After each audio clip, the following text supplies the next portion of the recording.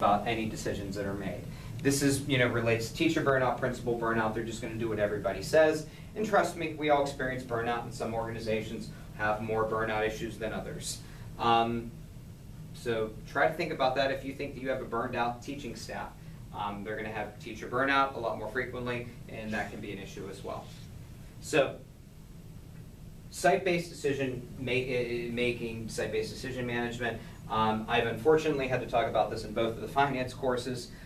It is the concept that UCA and all the educational organizations really want us to be talking about for finance, but the reality of the situation is that the districts still make the decisions. We're not quite there for site-based decision management yet, but I think some organizations do it.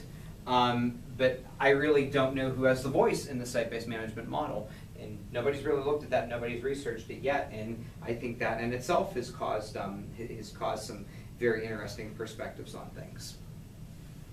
So I was a Baldrige person. I did a lot of training on Baldrige. That was my era, my transition into leadership. This was done before No Child Left Behind in Race to the Top.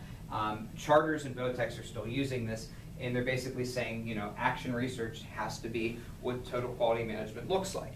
So basically what this is we're seeing feedback from every single stakeholder in the organization. What do the students feel goes right in the school? What do the parents feel goes right in the school? What do the teachers feel goes right in the school?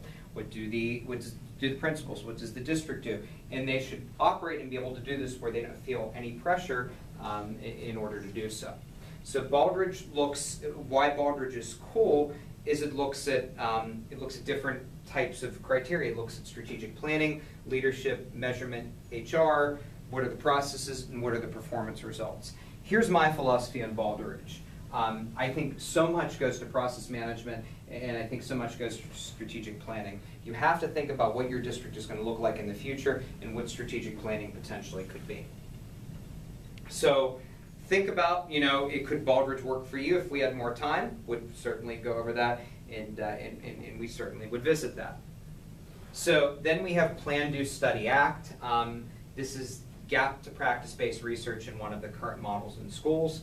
Plan, Do, Study, Act is kind of a middle school thing, but we've also seen this really used in action research. One of the articles that we look at for the class is an action research article.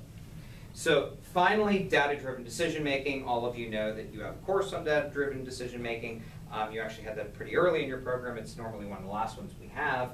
But this is kind of looking at what we do with data, what we do with it, what it means, how we interpret it, and that sort of thing, and how we can evaluate results based on data as well. So as usual, once again, this is my opinion, just telling you, do whatever you want with this stuff. I'm not giving you a right or a wrong answer for it because you need to determine whether it's for you or not. And if you have any questions on this material, I think it's in your best interest to let me know. If this is something that you think could work in your dissertation, please for sure consider some of this research. Thank you.